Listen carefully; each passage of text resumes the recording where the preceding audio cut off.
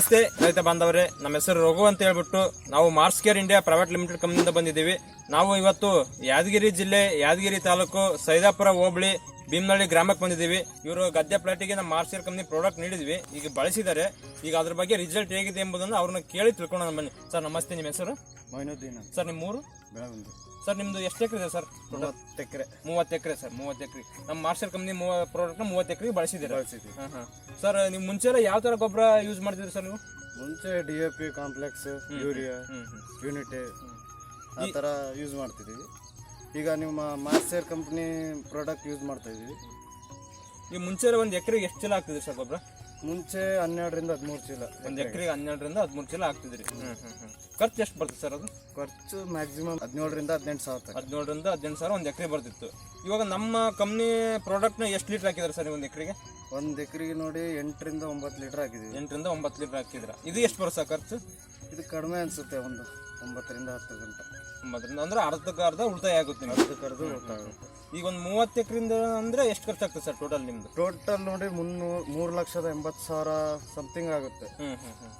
ನಾವು ಮೊದಲ ರಾಸಾಯನಿಕ ಯೂಸ್ ಮಾಡ್ತಾರೆ. ಈಗ ನಿಮ್ಮದು ಮಾರ್ಷಲ್ ಕಂಪ್ನಿಯಿಂದ ಕೊಟ್ಟಿರೋದ್ರಿಂದ ಅರ್ಧಕ್ಕರ್ಧ ಅಮೌಂಟು ಉಳಿತಾಯ ಆಗುತ್ತೆ, ಅಂದ್ರೆ ಅರ್ಧ ಅಮೌಂಟ್ ಸೇವ್ ಆಗುತ್ತೆ ನಿಮಗೆ.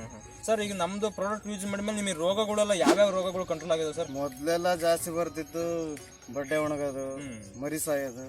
ಈಗ ಆ ಥರ ರೋಗಗಳು ಕಮ್ಮಿ ಆಗಿದೆ. ಅಲ್ಲೆಲ್ಲಿ ಕೆಂಪು ರೋಗ, ದೋಮೆ ಇರ್ತಿತ್ತು. ಈಗ ಬಿಫೋರ್ ಕಡಿಮೆ ನಿಮ್ದು ಯೂಸ್ ಮಾಡಿದ್ರೆ ಕಮ್ಮಿ ಆಗಿದೆ ಸರ್. ಈಗ ಫಸ್ಟಿಗೆಲ್ಲ ನಿಮ್ದು ಕೆಮಿಕಲ್ ಯೂಸ್ ಮಾಡ್ಬೇಕಾದ್ರೆ ಒಂದು ಎಕರೆಗೆ ಎಷ್ಟು ಬರುತ್ತೆ ಸರ್ ನಿಮಗೆ ಇಳುವರಿ?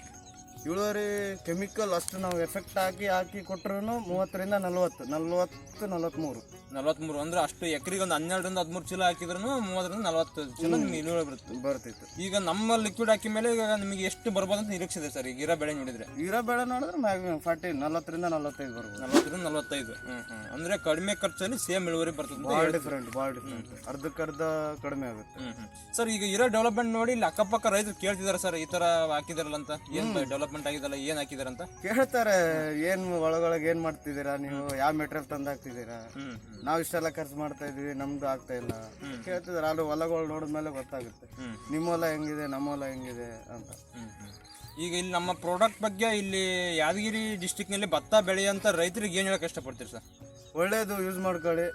ಬಡ ರೈತರು ಸ್ವಲ್ಪ ಕಡಿಮೆ ಖರ್ಚಲ್ಲಿ ಒಳ್ಳೆ ಸಂಪಾದನೆ ಮಾಡ್ಕೋಬಹುದು. ಅಂದ್ರೆ ಎಕರೆಗೆ ಒಂದು 20,000 ಖರ್ಚು ಮಾಡೋ ಜಾಗದಲ್ಲಿ 4ರಿಂದ 5 ಸಾವಿರದಲ್ಲಿ ಟೋಟಲಿ ಬೆಳೆ ಖರ್ಚೆ ಮುಗಿದೋಗುತ್ತೆ ಅಂತ ಹೇಳಕ್ ಇಷ್ಟಪಡ್ತೀವಿ ಸರ್. ಅಂದ್ರೆ ರೋಗಗಳು ಕಮ್ಮಿ, ಕೆಮಿಕಲ್ ಕಮ್ಮಿ ಆಗುತ್ತೆ ಸರ್, ಕಮ್ಮಿ ಸ್ಪ್ರೇ ಮಾಡ್ಬೋದು. ಕಮ್ಮಿ ಸ್ಪ್ರೇ, ಕಮ್ಮಿ ಲೇಬರ್, ಆಮೇಲೆ ಓನ್ ಆಗಿ ನಾವೇ ಮಾಡ್ಕೋಬಹುದು. ಅಂದ್ರೆ ಇದು ಹಾಕಕ್ಕೂ ಲೇಬರ್ ಅವಶ್ಯಕತೆ ಇರಲ್ಲ, ಕಡಿಮೆ. ಯಾರು ಇಲ್ಲ ಅಂದ್ರೆ ನಾವೇ ಖುದ್ದಾಗಿ ಮಾಡ್ಬೋದು ಸರ್. ಚೆನ್ನಾಗೈತಿ, ಎಲ್ಲ ರೈತರಿಗೆ ಯೂಸ್ ಮಾಡ್ರಿ ಅಂತ ಹೇಳ್ತೀರಿ ಸರ್. ಮಾಡ್ಕೋಬಹುದು, ಪರವಾಗಿಲ್ಲ. Thank you sir.